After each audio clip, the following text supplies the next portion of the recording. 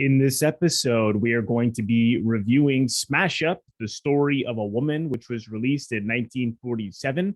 This was directed by Stuart Heisler, and it starred Susan Hayward, Lee Bowman, Marsha Hunt, and Eddie Albert. Is this a noir or not? Is this social consciousness meets film noir? This film is on a lot of noir lists, although can we really consider it a film noir? This is what me and my guests are going to be reviewing in depth, as well as just going deep into the film on its own. So stick around.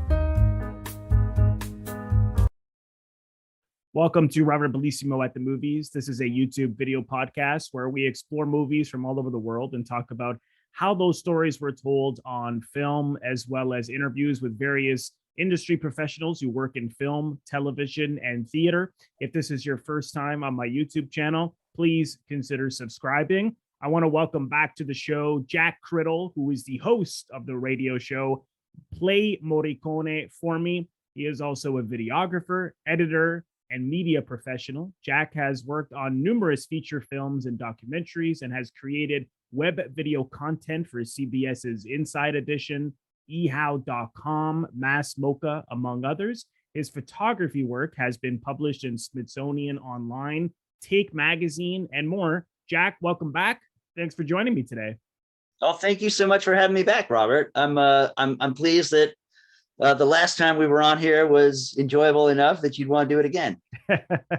No, it was, and of course we're talking about a very different film. We did Variety Lights, Italian film last time, and what's interesting about this film is that it's on a lot of film noir lists, and I don't know if it sort of it falls in the noir or not category. It's kind of up to you. Or if it just social consciousness meets noir, or maybe it's not noir at all. So I was curious, do you feel that Smash Up, the story of a woman, is a noir, or what do you think? It's an interesting conundrum for sure, and I think there are reasons why it might be considered one, although I kind of think they're not very good reasons, and they're a little bit superficial. And but to sort of, well, I guess to backtrack and talk about the film a little bit. So this movie stars Susan Hayward, and it is directed by Stuart Heisler. It is made in 1947. It's in black and white. And Stuart Heisler, most famously, I think that folks would know, is The Glass Key, which was 1942, and it's a Dashiell Hammett adaptation. It's very much the sort of gangsters and political racketeering, and the ways in the sort of inside baseball of the mob manipulating a political candidate, and is I think a kind of an early cousin DNA of something like Miller's Crossing for the Coen brothers. Right. And so this one, that was 42. This is 47. This is and Stanley Cortez, who is the great cinematographer of Magnificent Ambersons, and worked later with Sam Fuller, and also shot my personal favorite movie ever in the world, Night of the Hunter. Oh yes, yes. Was the DP on this one. And so it has these noir trappings, but it's not a crime story. It's more of plot-wise, it's more akin to something like A Star Is Born, where there are two professional singers. It's a gender flipped Star Is Born, because what happens in this one is that Susan Hayward's character is a successful nightclub singer who gets married to an up-and-comer sort of big dreamer who's not, at the time of their meeting and their initial marriage, he's not there yet. He's sort of, hunkering down at the piano with Eddie Albert and trying to crank out songs in the hopes of having a hit. And he becomes successful, even though I think this movie takes place in New York City. He becomes initially successful singing cowboy tunes on a radio show. Yeah. And 6 so there's a little, there's like the 6 a.m. cowboy hour. the way in which cowboy tunes are shown as like it's like a way to make a living, but it's not. He's not a southerner or a westerner. It's not really. It's shown as like, all right, kind of like punching the clock as a jobbing musician and singer, Right. but not really like authentic to him. And then he writes a love song about his wife, and it becomes a hit, and he becomes this great celebrity, and is successful. They move uptown. They get a beautiful, swanky Art Deco apartment. Susan Hayward is able to retire from her nightclub gigs, and basically the alcoholism that she had leaned on a little bit of, I'll have a drink to calm my nerves before I go on stage, which we see at the beginning. Right. And she but without anything to do, and with her husband being distanced from her, this becomes worse and worse, until she really needs help and becomes a danger to herself and to others. Yeah. So that being the case, it has some noirish trappings, but I think the thing that's interesting about this is like, it always behooves contemporary watchers to remember that the idea of film noir was created after the fact of these films being made, and it was a kind of an attempt to categorize a particular set of films and distinguish them from others, and to look at things like how the post-war period, how coming out of World War II had affected this American idea of exceptionalism and of idealism and optimism that had been around following the 20s, and like having had the Depression, and then the Second World War right after that, and sort of the archetype of the femme fatale having been a little bit of a reaction to the fact that women had gained independence, maybe to nefarious ends, because they were left at home and had factory jobs and got along pretty well while the fellas were overseas fighting in Europe and Asia. And so it's a larger canon than just this idea of detectives and hoodlums and things, but it's also it's just, I think it always kind of behooves remembering that the filmmakers at the time didn't think of themselves as doing film noir, and so it's kind of up to a contemporary critic, contemporary audiences to look at things and go, that's noir and that's not.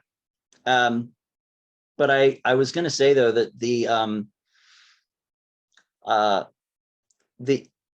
one of the things that's been, I think one of the things that's been an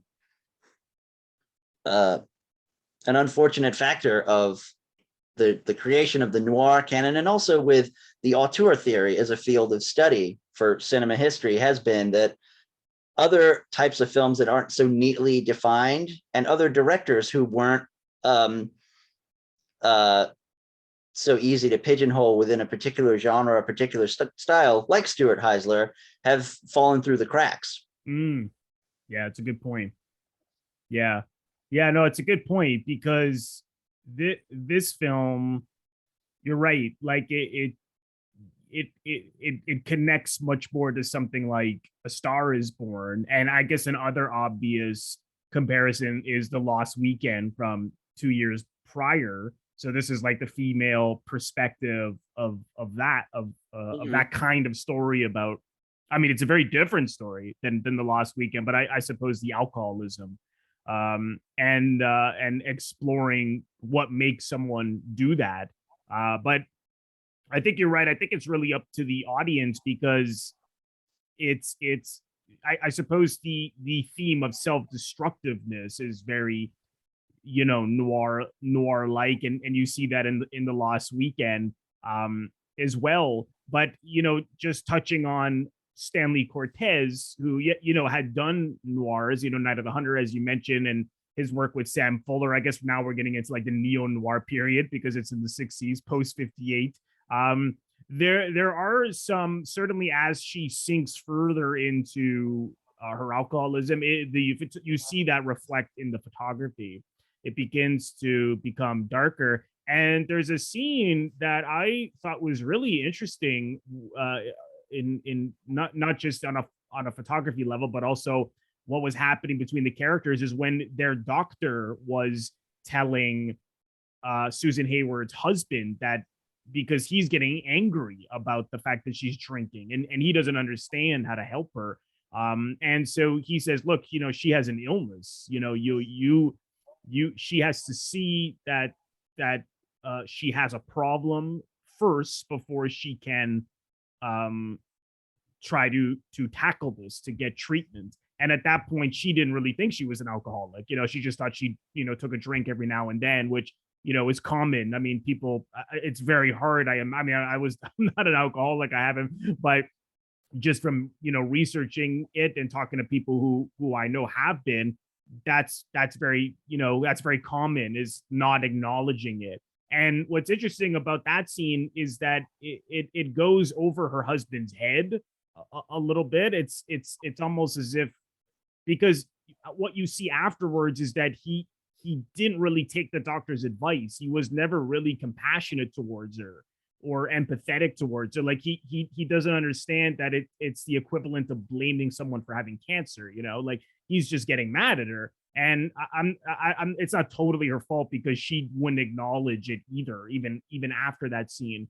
But if you look at the doctor, every time the camera is behind the doctor and it's over his shoulder and it's on her husband as he's hearing about what is wrong with Susan Hayward, he's totally in darkness, the doctor. And I almost took that as like, just because the husband wasn't listen, couldn't really listen or couldn't really hear what the doctor was saying, or didn't truly understand it. But when the camera went back to a close-up of the doctor, you could see him clearly. And then when it went behind him, total darkness. I thought that was that was a very sort of noir, aspect of it on a photography level, to just put a character in total darkness all of a sudden that the audience couldn't see. I don't know if did that pop out to you at all?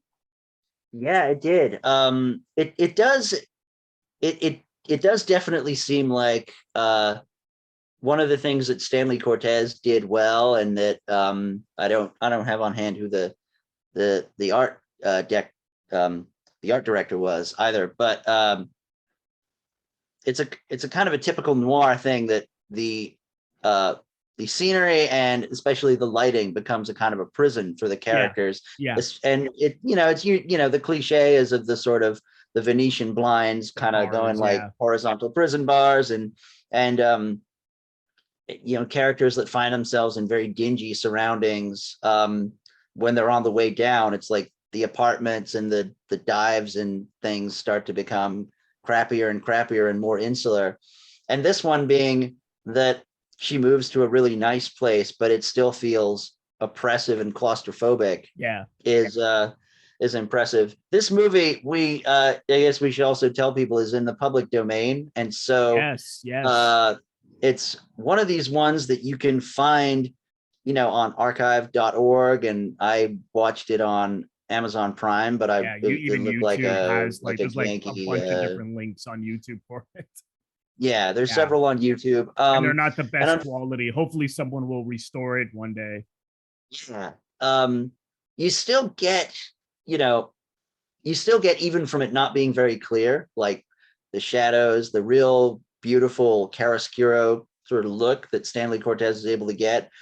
I felt like watching it, I was still mostly able to appreciate it, but I was also, my brain was working overtime to fill in the blanks and kind of imagine what a pristine 4K copy would look like, and kind of wishing that there was one. But it is what is interesting about this movie. And to do a bit of homework on this, I researched Stuart Heisler a bit and watched some of his other films, and there isn't he's one of these ones, I think, and maybe we'll get into this in a bit, of his reputation having slipped a little bit through the cracks of a critical film history. But the way that this story presents Susan Hayward and the relationship with her husband as without judgment, it's not a good, healthy relationship, but it isn't, neither one of them is really thrown under the bus. And it really breaks down that the real evil of the real sort of villain or obstacle of the film is not actually booze, but it's the lack of communication. Right. I agree. It seems that they the idea of that very 1940s idea of success, and I think especially with attitudes that were common of the period of like, well, the men are back now, World War II is over, we're going to get back to normal. And the idea, something is explored in this film that I think is really unique and interesting, and I've never really seen it in a movie done quite this way, but it's the idea of the husband becoming successful and the wife doesn't have to work. And this idea of, why is she drinking? Like, she's got everything she wants in the world. Right. And people still look at things that way. Yeah. And it's a surface, right? It's always looking at the surface. Yeah. Which is interesting, you know, and it's easy to think, oh, wow, well, what's your problem? You've got this big house, you've got all this money. But what's interesting about in this case was that she felt inadequate, you know, and you know, when you were talking about the plot earlier, you know, yeah, they're both, she's a more successful singer and he's a struggling musician. They get married, she gets pregnant, and she is the one that was helping him a lot. She used her connections to get him an interview at the radio station, which got him his initial job. And when he wrote that song, I mean, he was kind of timid to sing his own love song outside of like the cowboy songs he was doing at 6 a.m. And she was the one who pushed him, oh, you should sing this. And he was hesitant, and then he did. And that's the one that made him really successful. So she was a major reason that he became successful. And that is when things start to go, you know, downhill, because as you said, with he had the best intentions. It's like, hey, you know, let's get the big house, let's get nannies, we'll have everything. And then he didn't really have anything to do. He didn't need her to help with his career. And even you see that she felt useless even towards the child they have, because of the nannies. They had like round the house, they had help 24/7. Even there's one scene where the baby's crying and he's the one who can sing her to bed and she can't. So you see that, you know, that seed is planted early in the film when she's about to go on stage. As you mentioned, she takes a drink for some confidence. And then later when they're throwing all these parties and now, like, you know, it's like they're mingling constantly, and she's meeting his entourage and he's got this whole team of people working for him. And again, she's nervous. She's sort of socially, what's the word? Not, you know, nervous in these big social gatherings, right? And so, oh, I'll just take a drink. Give me she's insecure. She's like, yeah, it's what they call Dutch courage. Is like, exactly. I gotta take a shot before I'm able to be my best self and my most fun and social self. Yeah. Social lubricants. Right. And it really goes from there. But there's also the jealousy that begins between her and Marsha Hunt, who I suppose is the quote unquote femme fatale. But what's interesting about this film is that her intent, like anyone, you know, suppose when you really love someone who you can't have, is to find a way to get him. And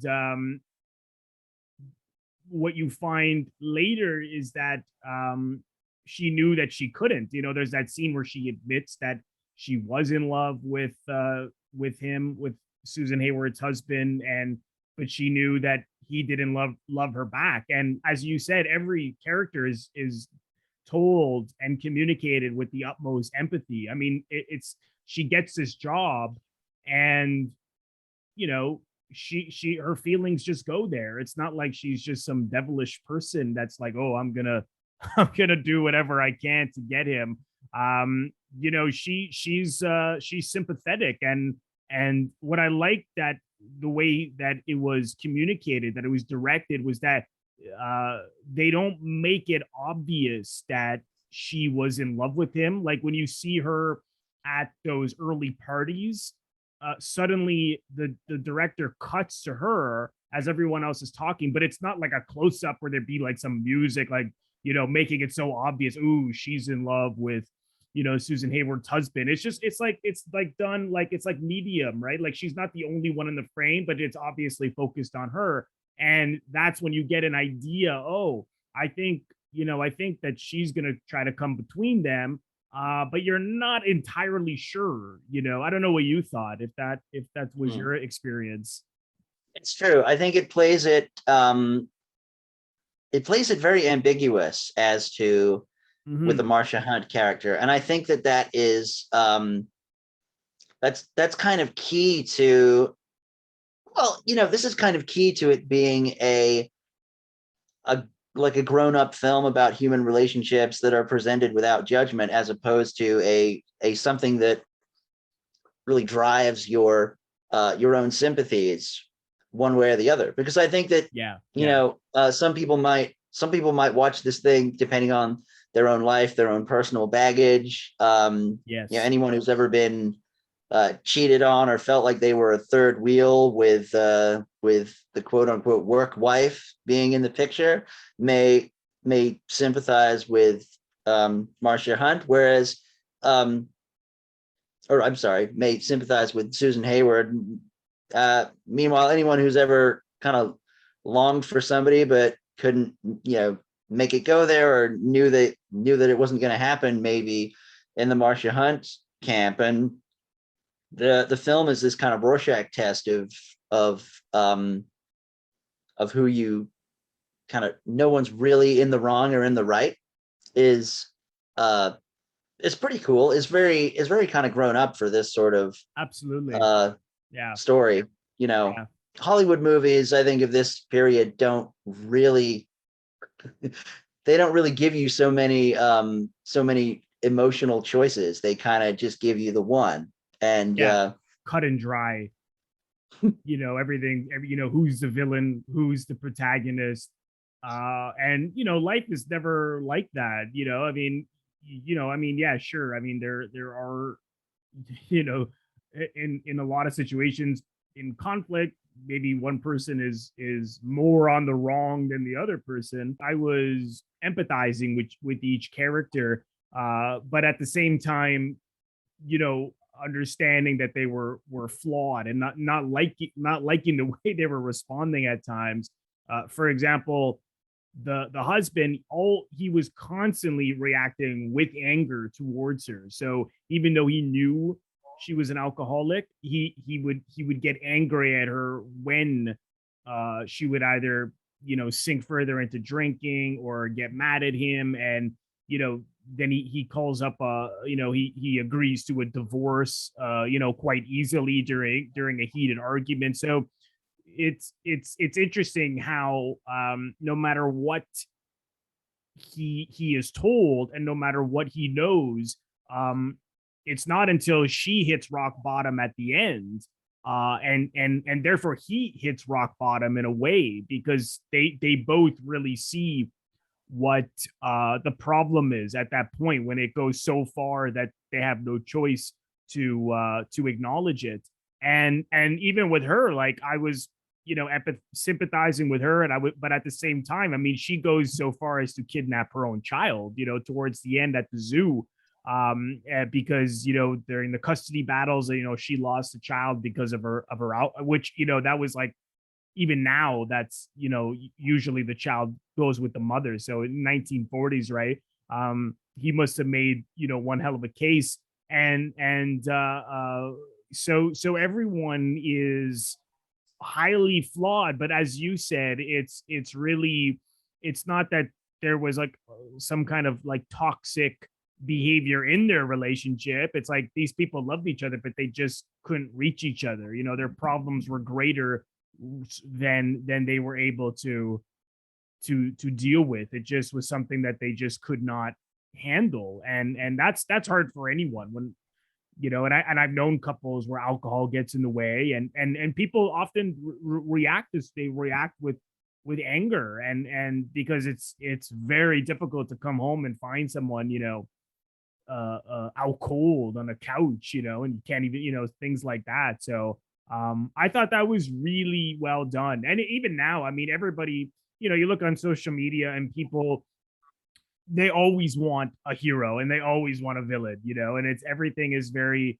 what side are you on? And I mean, maybe it's even worse now. I don't Yeah, know, but yeah. I really enjoyed that about this film. This was my first time seeing it. I don't, had you seen it before? I had not. No, no. As a Okay. matter of fact, you had sent me a list of possible movies to discuss as you're, you know, I guess, and some of the other ones you Yeah. do with some of your other guests, and I had not seen it or even heard of it really, but I was kind of and nor was I, even though I had previously seen The Glass Key when I was younger, I was not really, I had not connected it with the name Stuart Heisler, and I didn't know him or his work. So I was kind of intrigued to jump in, not just on a film that I didn't know, but also a director who I would be getting into the first time. And it was, no, it was really enjoyable. I is a rewarding filmmaker to discover, and I'm Oh, looking forward to absolutely. checking out some more of Yeah. his stuff. Yeah, I'm gonna watch more. The first time I heard of it was when I got this book that those books TCM put out, Into the Dark. So Okay, yeah, it's yeah. like every single film noir again, and of course this falls in the, you know, noir or not category. But this is an interesting book because it kind of puts you through what people were saying about it at the time. You Hmm. know, theater owners, the production heads, critics, and Smash Up is in there. And what's interesting was that well, Mm. maybe that light. I like that photo actually. Oh Um, yeah, yeah. with the of Susan. And you know, it's funny because it got mixed reactions, and I it didn't do very well at box office either. And it's interesting how people, you know, even now, I mean, people they prefer to be just entertained. And you know, you see here, one of the regional theater owners said, "This does not come under our definition of entertainment. From the slim turnout, a good many others must have thought the same thing. There is too much screaming." And it is generally an unpleasant topic. And apparently, Breen, Joseph L. Breen, of course, who was the ran the production code at that time, he said something similar. He's like, the use of liquor in the scenes of drinking and drunkenness, which crowd this picture, are proper and necessary, but you would do well to dismiss the story from further consideration, because showing a drunken woman moving about is both distasteful and repulsive, and the sound moral of your story will be forgotten in the reaction of disgust. this is what Mm. this is what to me is like so odd about the production code. It's like they wanted everything to be just clean cut, and you know, morals, and if people did something, that they paid for it. And it's like, you know, like if you want people to learn about something, wouldn't you want to show them what it's like first so that they can then learn about it? It's like, this is repulsive, how dare you. It's like, well, how else is anyone going to learn about if you're telling a story of alcoholism, you know? I just don't get that. Oh, yeah, it's true. And that also, I think, really speaks to me of the double standard too of, you know, I'm sure people thought The Lost Weekend was really riveting. I mean, that's like, Yeah, I it's, was going to yeah, mention that. everyone can watch that film and go, you know, the guy was in so deep into the prison of his own making through his alcoholism, and then to watch this one and go, oh God, isn't it so unbecoming to Yeah, see of course. Susan Because it's a, Hayward like yeah, slurring her speech? because Gross. it's a woman. It's like, oh, this is disgusting. I can't. Yeah. And to Um, me, this was actually more interesting than the Lost Weekend, and because I mean, I like the Lost Weekend a lot. The only thing I found was that the ending suddenly just becomes like so wrapped up, and oh yeah, I'm drinking because of my writer's block. I'm gonna go write my script, and it was almost as if the problems were solved. Whereas this film, I thought, was much more realistic in the sense that she goes further and further and further, and it's not it, and people tell her what's wrong, and no one listens to each other, no one listens to what the problems are until she like goes on fire, literally catch like burns, and then she's like, oh man, yeah, and I thought, yeah, that is often, and people, again, people I know who have struggled with alcohol, it's when they hit rock bottom, and I thought that was really, I'm not saying that's the case for everyone, but I thought it was not, and she doesn't even get over the alcoholism in the film. It ends with her acknowledging it, and the husband sort of finally becoming good. So it's optimistic, but it is not sort of resolved. For all we know, this could just go back to what was happening in the middle of the story. And I thought that was much more interesting. I don't know how you felt. True. Yeah, yeah. I think there's an interesting thing with this film and with some of the other ones that Heisler did, where it's a mixture of very, very subtle, very drawn from life, and kind of ambiguous, and Yeah. also incredibly on the nose, and like, yeah, okay, like I get it. She drops a cigarette on the carpet, and it's been alluded to before of like, hey, don't fall asleep and smoking in bed towards the middle. And then it's like that thing of like, if a gun is introduced in act one, it's like if a cigarette's forgotten on the carpet in act one, it has to catch the house on fire and nearly burn your baby up in act three. And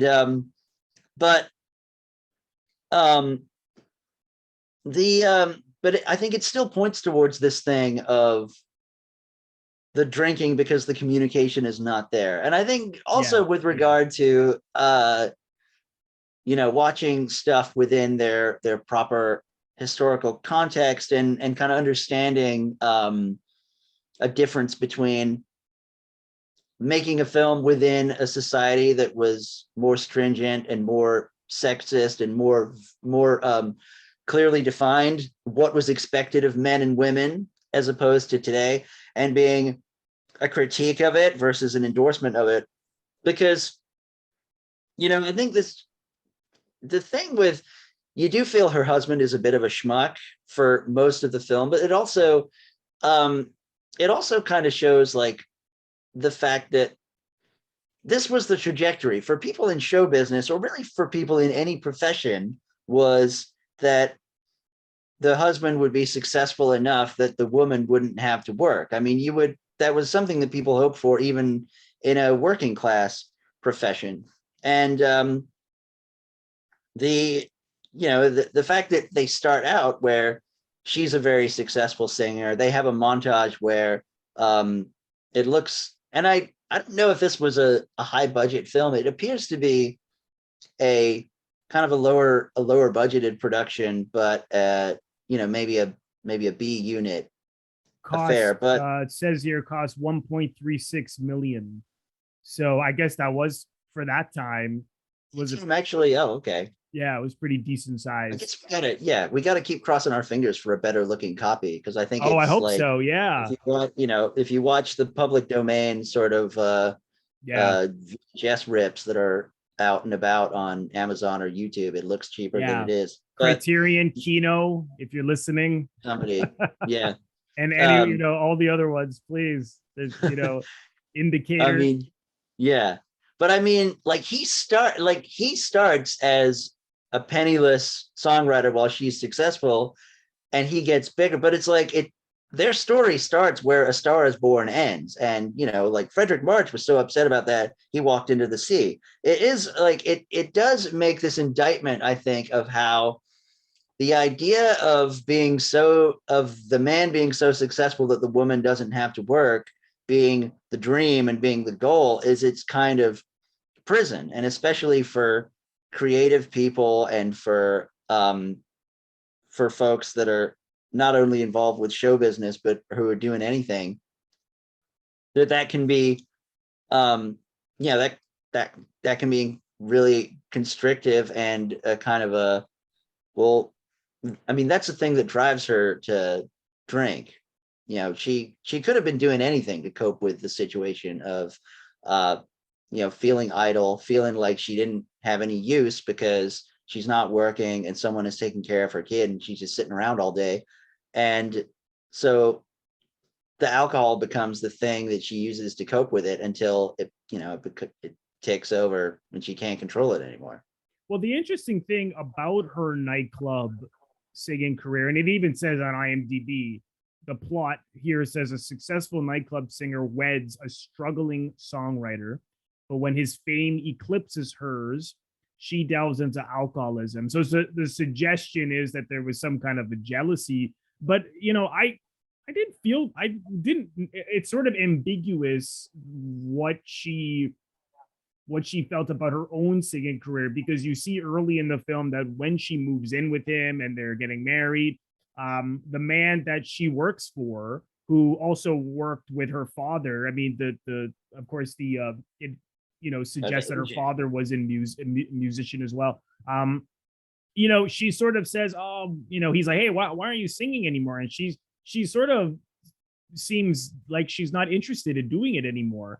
And so, you could say, well, was that really true? Or did it just give her, was the anxiety too much going on stage? As you saw, she was drinking just to give her the confidence to go on stage. And then later in the film, when she sees that guy again that she worked for, she says, I'm going to go back into singing, which she does, once they get a divorce, to show that she can be independent. But I didn't get the impression that she was like, oh, I gave up my dreams and this was, I don't know if that was, if the music really was like the be all and end all for her. Like I think it meant more to him. I think she was, again, I don't know what you felt about, did she really drop everything for him? I don't know. I didn't think so, really.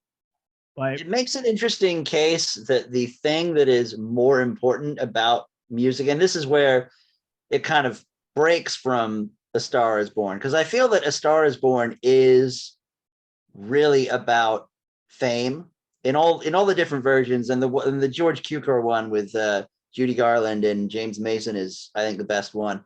But I think that it, the main thing with that story is the lack of fame and attention, and the fact that his star went down as hers rose, and he's at home like answering her calls. And in this one, it isn't, the thing with the music isn't so much about fame, it's more about creative expression. I think the fact that his trajectory from banging out songs on the piano and hoping someone will hear them someday to doing the country and western radio broadcast as being this career stepping stone is interesting, because it shows how it shows that as being inauthentic. It's almost it's a little bit of like a meta commentary on some of the Western films like The Man Who Shot Liberty Valance, which deal with the myth of the West as opposed to the reality of it, and the myth of the popularity of Western ephemera and kind of cowboy mythology being spread by, like in this case, a radio station in New York with a bunch of guys who are doing fake Southern accents, and then getting to be this crooner, and performing his own material and doing material that's more more of his own design. And so that's an interesting thing, and that is, I think, a more sort of subtle and mysterious thing to try and work out in a story is the struggle for creative expression and authenticity, as opposed to fame, which is very like almost like a quantifiable thing. You look at your sales figures, or look at your song's position in the charts. Is like, but this is more about being creatively successful, Mm-hmm. I think, Mm-hmm. as opposed to creatively, stifled. She's almost a bit more like, the piano with the guys leave her piano on the beach and the waves are washing up around it, and it's like she's got no voice. Right. Yeah, that's a good point. I mean, it just, again, it just proves that, it's about a lot of things. It's not just about, oh, my career is gone. It's about, it's, as you said, it's about the creative expression being gone, and just that their relationship had changed so much. Now they're not just, he's also gone a lot. He's working a lot. They didn't even go on their honeymoon because he worked so much. Then he plans the honeymoon later and he turns it into a working, working holiday, right? So Yeah. she's just left alone. So it's about the relationship, the creativity, the now that you have a child in the middle of it, and how that changes things in terms of, her feeling as though she's not taking care of the child because the nanny was. I also, one thing that was interesting in this film was a couple of scenes where she discusses alcohol. She talks about it like as if she's going to her favorite restaurant, like everything. She's like, oh, this is, and I hadn't really seen that before in a film about alcoholism. Like, just like she almost like, it was like her best friend. It was like the friend that she turned to that wouldn't let her down, in her mind anyways. That I thought was really, really interesting. And I thought Susan Hayward was just fantastic in it. I mean, she's such a really underrated actor, I think, in a lot of ways. I thought that she really, really nailed. I mean, I thought everybody was great. I mean, how did you feel generally about the performances? Oh yeah, absolutely. I think everybody was terrific. I think they all relished this opportunity to play these characters who were a little harder to read, who weren't stock characters going Yeah. through the motions, but who are actually engaged in this dance with each other, where they're revealing things, they're keeping things. Susan Hayward is terrific in this, Yeah, and I agree.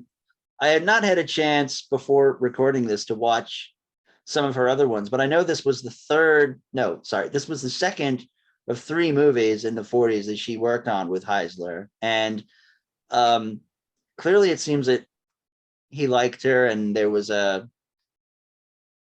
don't know, so, something about her performance speaks to a kind of comfortability that she must have had with him, um, because you know, she's not afraid to show the worst self of this character, and to Right. have, as you say, like talk about the drink as if it's a friend. That when the manager comes back to see her again at the party, and she's mixing him the drink, and it's kind of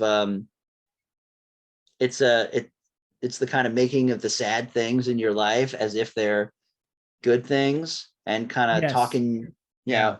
trying to convince yourself that Yeah. everything's going good when they're falling apart. Yeah. um Yeah. yeah, I don't know, I think that she really puts herself out there, No, I and agree. she Yeah. I thought she was very true. I thought everyone was really truthful and realistic in it. And the only character who was probably the most told with the most simplicity is the Eddie Albert one, who's sort of like the supportive friend who's Mhm. trying to get Susan Hayward's husband to see that oh, she's got a problem. Come on, you've got to help her. The only thing that was a little mysterious about him was there was a certain point where I thought, well, maybe he was falling for Susan Hayward, because he was like going over when once they were separated, he was checking in on her. But I don't know. I don't think there was much to that. I think he was just a good person who cared deeply about them. But he was probably the most simplistic, I thought. And I like him a lot. I think he's great. I mean, him and the Heartbreak Kid, is one of my favorite movies, and he's always great. Yeah. Especially in that. No, it's a really really wonderful film. So I'm glad that we were able to discuss it today, and that I finally checked it out, because, like I said, I had known about it for a number of years because of this book. So I'm glad I finally saw it. Was there anything else you wanted to mention about it?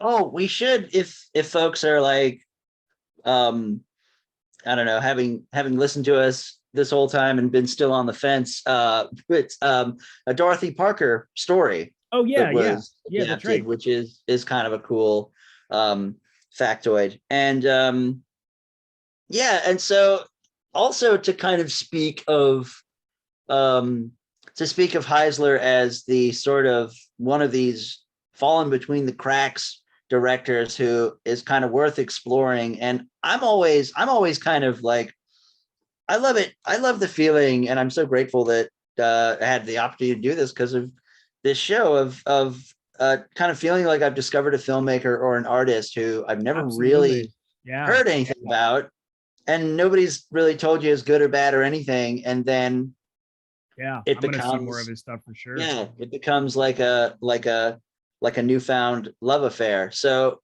a couple of the other ones the other Heisler films I watched, I have queued up, bookmarked to see Among the Living and Tulsa, which are Susan Hayward's first and third collaborations with Heisler. But I rewatched The Glass Key, which is pretty excellent. Tokyo Joe is is a good one that he did. Very well-known one. Yeah, Humphrey Bogart, and that one's a little Casablanca-ish, although it takes place with a former serviceman in occupied Japan. And yes, yeah, and it is a little bit like this one, a very interesting film of a very interesting and delicately made film in which the love affair kind of stands in for the political situation in the U.S. occupying Japan after World War II, and that's another good one to check out. But the gem of the bunch that I have a huge heart and big soft spot for gorilla movies, whether it's a stop motion gorilla or it's a man in a gorilla suit. And The Monster and the Girl from 1941. And so the trajectory of Heisler's career is that he started as an editor. Another like it's a dude after my own heart is his background was in film editing, and he graduated from editing to being an associate director. He was associate or like assistant director on John Ford's The Hurricane and a few other ones. And he directed B movies in the early 40s, and then got his shot to do A movies. And then he enlisted in World War II, and he in fact did a really good documentary for the government, The Negro Soldier, which was an attempt to recruit African Americans to fight in the Second World War, and then resumed his career and kind of picked it up after the war. But so 1941, The Monster and the Girl is a film that starts off as this procedural about a young woman who is coerced into prostitution by gangsters and pimps, and they show the whole machination of how it worked. And basically their scheme is that this handsome guy picks up women at the unemployment office. They have a whirlwind romance. They get married. They elope, and then the guy disappears, and the pimps, the creepy gangland dudes, are there to scoop her up and force her to work for them. And this happens to a nice young country mouse woman whose brother goes goes to find her, goes to see what's happened, and ends up being framed for killing a guy, and he goes to the electric chair. Now, wow, once that happens, like a he agrees. sex trafficking, which you didn't see that at all in movies then. No, and certainly, and this was apparently like the first half of this movie was really controversial for that thing of sex trafficking, and it also details how the mob kind of has their thumb on juries and judges, and it was actually something the Breen Code let pass, but then a whole bunch of local censorship boards got incredibly excited about it, and it was banned in several places. But what happens after this really quite well done and procedural and very serious film about coercion into prostitution and white slavery, as it was called, is that the guy's executed. George Zucco, who is an old horror movie favorite, plays another weird scientist, and he puts the guy's brain in a gorilla, and the gorilla oh my god, that's like two different on a movies. rampage. The gorilla goes for revenge on the God, gangsters who set him up. Oh my god, wonderful.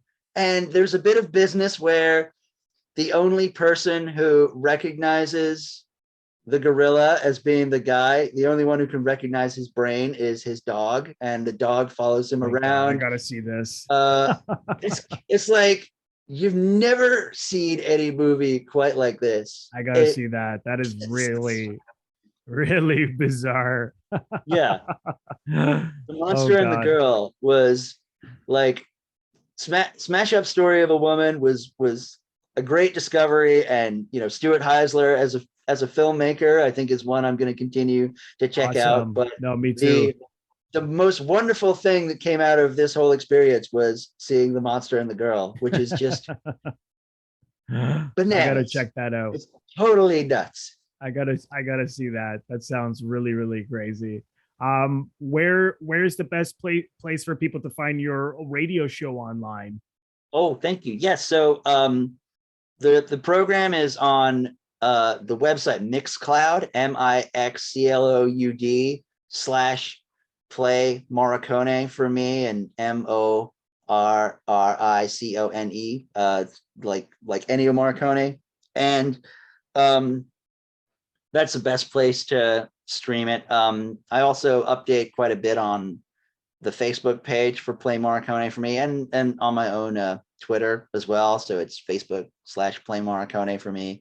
Perfect. Or Twitter, Play Morricone FM.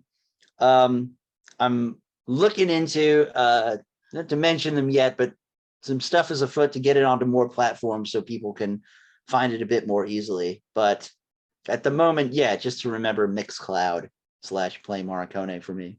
Okay, great. Well, I'll leave the direct links in the description box below for where people can follow Jack online and check out his fantastic radio show. So Jack, thanks again for coming on. Really appreciate it. Let's do it again sometime soon.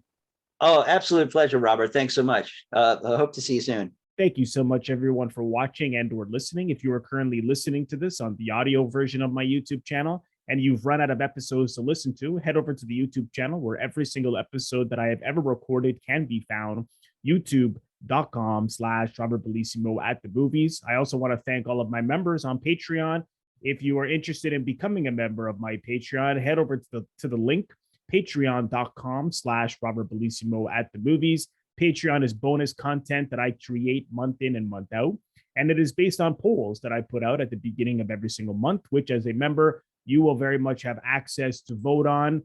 So if you are interested in supporting me over on Patreon and you like my work, head over to the link for full details. And lastly, if this is your first time here on my YouTube channel, please consider subscribing if you haven't already done so by pressing the Robert Bellissimo at the movies logo. You will see it floating above my head in the top left corner to your top left in just a second. Just click on that and then click the bell in order to get a notification every time I release one of my new episodes or when I go live. Thank you so much, everyone. I will see you in the next episode.